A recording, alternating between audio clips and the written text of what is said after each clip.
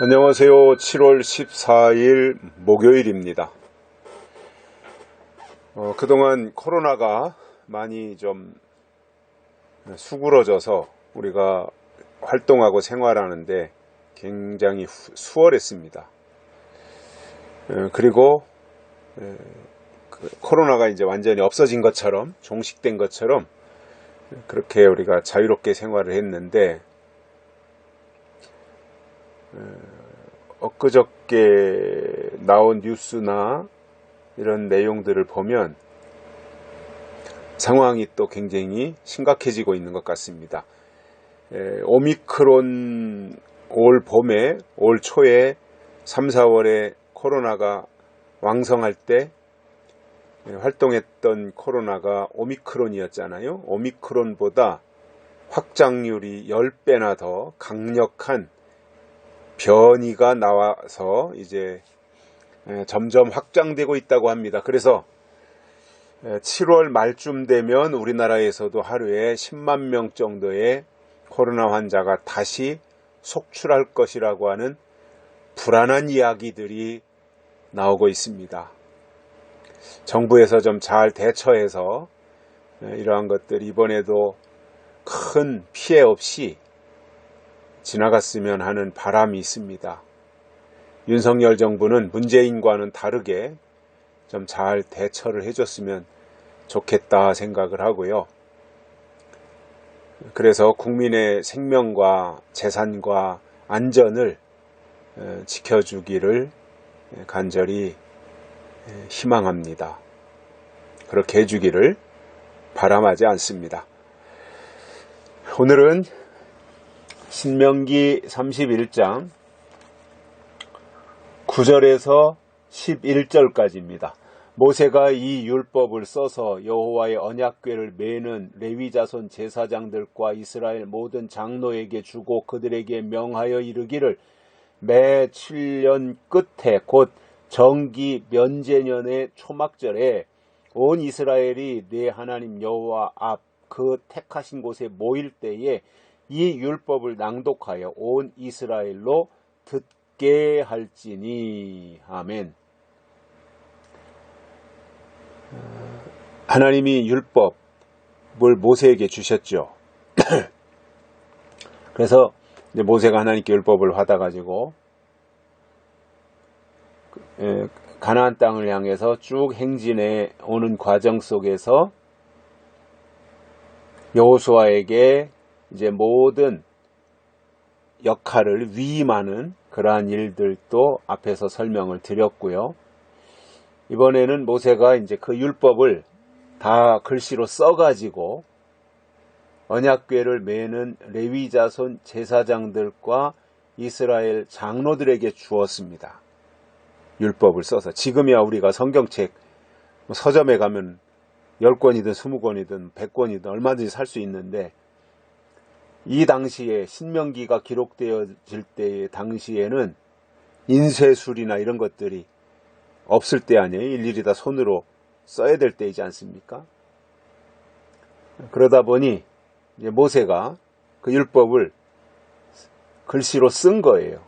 그리고 그것을 제사장들과 이스라엘 모든 장로에게 주었습니다. 그리고는 명하기를 매 7년 끝에 7년이 끝나는 그 해 면제년의 초막절, 그 7년이 되는 7년이 이제 안식년이잖아요.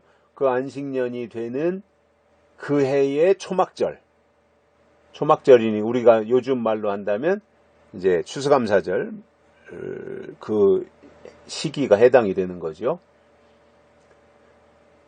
그 초막절에 온 이스라엘이 하나님 앞 그 택하신 곳에 모이게 되는데, 초막절을 지키기 위해서 이제 초막절은 6월절로 시작해서 초막절로 1년 절기가 끝나는 거거든요. 이제 마지막 절기예요. 초막절을 계시록과 연결한다면 예수님의 재림과 관련이 있는 절기가 이제 초막절인데, 그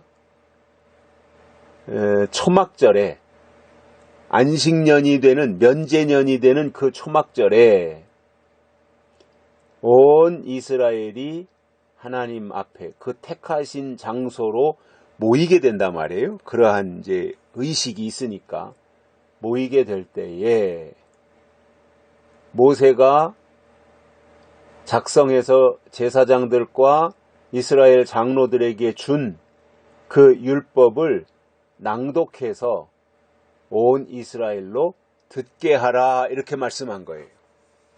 그래서 물론 늘 율법을 가까이 하고 율법을 듣고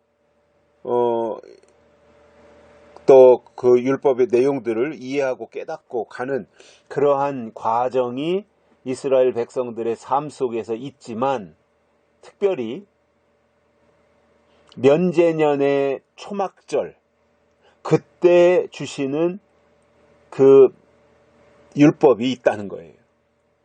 모세를 통해서 제사장과 장로들에게 주시는 율법을 그날 초막절을 지키기 위해서 모인 사람들 앞에서 낭독하라는 겁니다. 기록한 것을 낭독하라는 거예요. 그래서 백성들로 하여금 듣게 하라는 겁니다. 이거는 설교하고는 다른 거죠. 그때 당시에는 설교라는 내용보다는 하나님의 율법, 모세가 시내산에서 받은 그 율법, 그것을 토대로 주신 하나님의 모든 율법을 백성들 앞에서 낭독하는 겁니다. 읽는 거예요. 읽는 거. 에스라 때도 그랬고요. 느헤미야 때도 그랬고요. 율법 책을 읽으면 그 내용을 듣는 사람들이 다 회개했다라고 말씀하고 있어요. 설교한 게 아니었어요. 율법 책만 읽어도 그랬다는 거죠. 그 정도로 하나님의 그 능력이 강력하게 있었던 거예요. 율법 책을 읽기만 해도 회개하고 놀라운 변화가 일어났던 거죠. 그러니 율법 책을 읽기만 해도 그런데 요즘처럼 성경을 읽고 그리고 그 내용을 가지고 설교하며 조목조목 하나님의 뜻을 말할 때 얼마나 더 커다란 영향력이 끼쳐지겠냐라는 것을 우리가 알 수 있게 됩니다. 그러나 아무튼 그때는 뭐 설교라는 내용보다는 율법을 낭독하는 그것이 더 크게 자리 잡고 있을 그 상황이었으니까 하나님이 그렇게 모세를 통해서 이스라엘의 제사장과 장로와 그리고 온 이스라엘 백성들에게 이러한 내용을 말씀을 하셨고, 그래서 하나님을 믿는다고 하는 것은 하나님의 명령을 듣는 거예요. 율법을 읽으라 그러면 읽는 거예요. 할례를 받으라 그러면 할례를 받는 거예요. 떠나라 그러면 떠나는 거예요. 멈춰라 그러면 멈추는 거예요. 그래서 가장 신앙이 좋은 사람이 누구냐면 하나님의 뜻대로, 즉 하나님의 말씀대로 하는 사람이 큰 믿음의 소유자다라고 하는 것을 알 수 있습니다.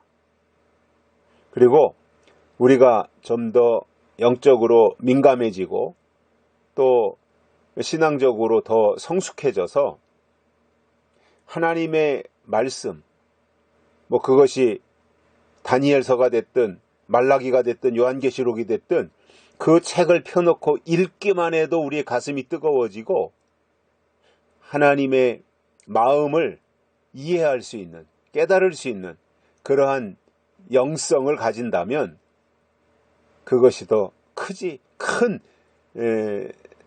하나님의 뜻을 깨달은 사람의 모습이 아닐까 그런 생각을 하게 되고요.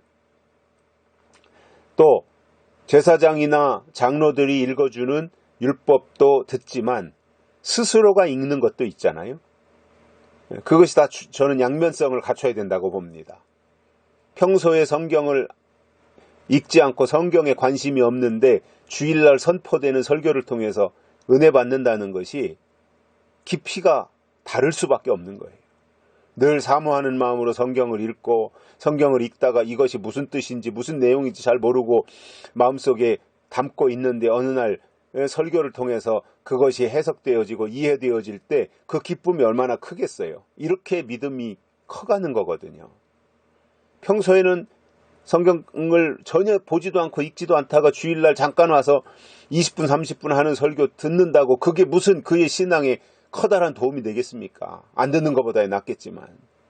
그러나 평소에 늘 성경의 내용에 관심을 가지고 성경 속에서 하나님의 뜻이 무엇인지 이해하고 싶은 그러한 마음을 가지고 사모함으로 헐떡거리며 있을 말씀을 읽다가 주일날 선포되는 말씀과 내 속에서 담겨진 하나님의 말씀들이 이제 함께 만나면서 거기서 역사가 일어나는 거거든요.